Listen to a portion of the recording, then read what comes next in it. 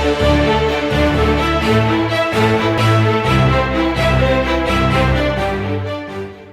Avamalala mpiray tanindrazana. Fanitsiana vaovao momba ny papa. Faly miarabantsika mianakavy aho. Manoloana ny vaovao tsy mitombona inina aela ankehitriny.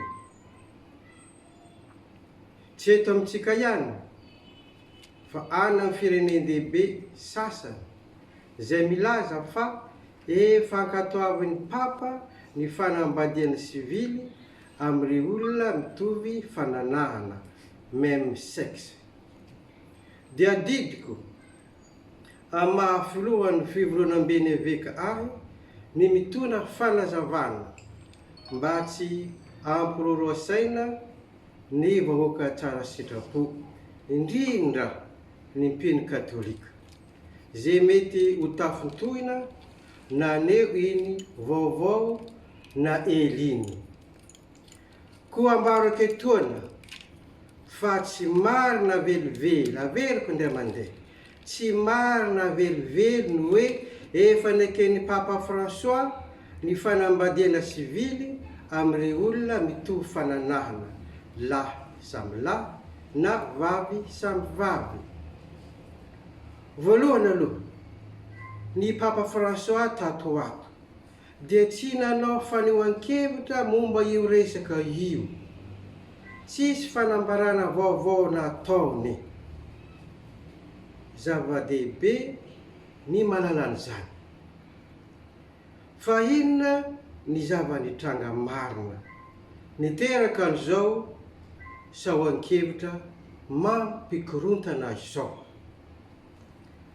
Tamin'ny 20 Oktobra, tamin'ny Festival du Cinéma, fetin'ny sary mihetsika tao Roma, dia nisy documentaire horonan-tsary fanadihadina nampitondraina ny lohateny hoe Francesco, mitantara ny fiainan'ny papa navoakan'ny olona iray antsoina hoe Evgeny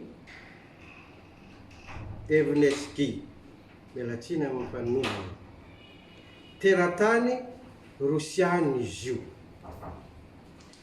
Tamin'io documentaire io dia nisy ampahany kely 20 segonda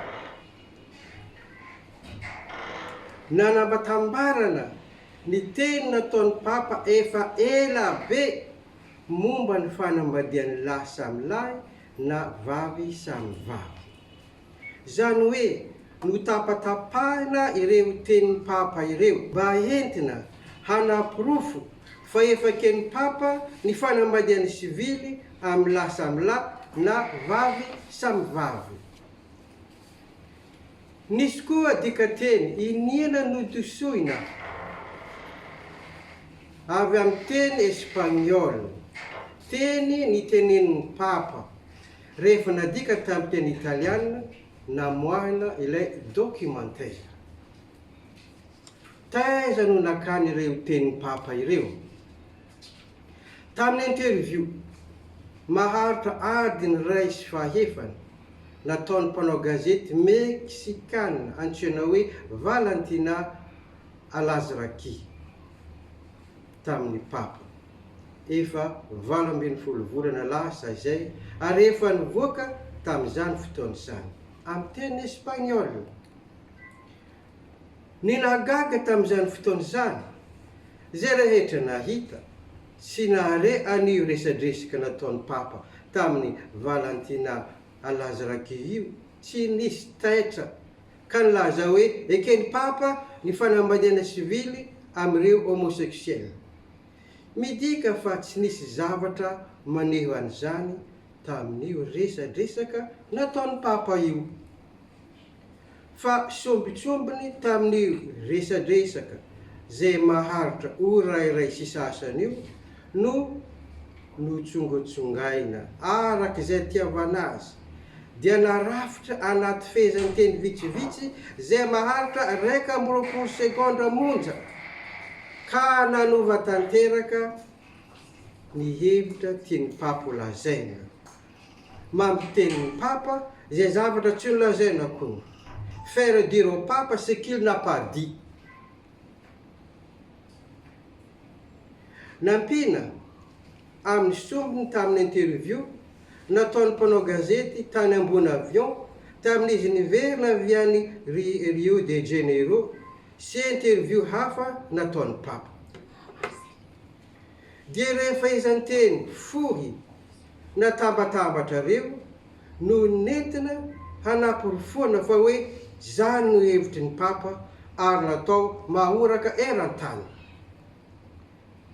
Koa mazava ho azy fa tsy ny fanambarana mivantana nataony papa tamin'iny andron'ny 21 oktobra iny io, fa montage ho ny teny mahazatra antsika, fa mitana havolenta, manipulation médiatique.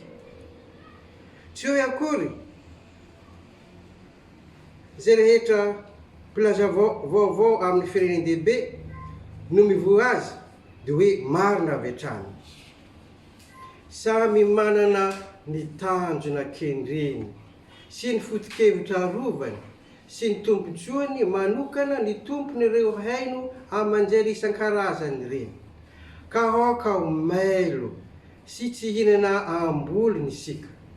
Nahoana re ny tenin'ny papa no atao fitaovana anohanana ny hevitra zay teny hovozina sy ampanjakaina eto amin'izao tontolo izao hoe manoloany zany ary dia aoka ho tony isika mianakavy, ary aoka tsy ho tafintona fa tsy miova velively ny fampianarana Eglizy Katolika mahakasiky ny fanambadian'ny lahy samy lahy na vavy samy vavy. Navoitrany papa omben'ombeny fa tsy tokony hafangaro velively ny fianakaviana araka ny sitrapon'Andriamanitra dia ny fanambadian'ny lahy sy ny vavy misokatra amin'ny fiterahana sy ireo karazana firaisana hafa. Il ne doit y avoir de confusion entre la famille désirée par Dieu, qui est l'union entre un homme et une femme ouverte à la procréation et tout autre type d'union. Hita mazava izany amin'ny taratasy ofisialy farany maneny fampianarana Eglizy Katolika momba io resaka io, dia ny fanentanana apostolika mitondra ny lohateny hoe Amoris Laetitia, ny hafalian'ny fitiavana, navoakan'ny Papa François tamin'ny 19 mars 2016 ary nosoniavina ao amin'ny laharana fa 500 raika amby 500 amin'io taratasy io no manazava an'izany. Mba tsy ho lava ny resaka dia fanazavana ankapobeny sy fanambarana ofisialy ny hevitry ny Eglizy no nataoko teto, mba tsy hampirorosaina antsika mianakavy, fa mbola isy ny fanazavana amin'ny antsipiriny momba ireo tenin'ny papa natao amin'io documentaire io. Efa maro koa reo fanehoan-kevitra manazava ny mahadiso an'io vaovao tsy marina ely io, atao amin'ireo zanaky l'Eglizy tsara sitrapo zay mety ho hitanareo any amin'ny tambazotra an-tserasera any. Koa amafiso ny finoana ary samia ho hitahin'Andriamanitra atsika mianakavy. Misaotra tompoko lahy, misaotra tompoko lahy.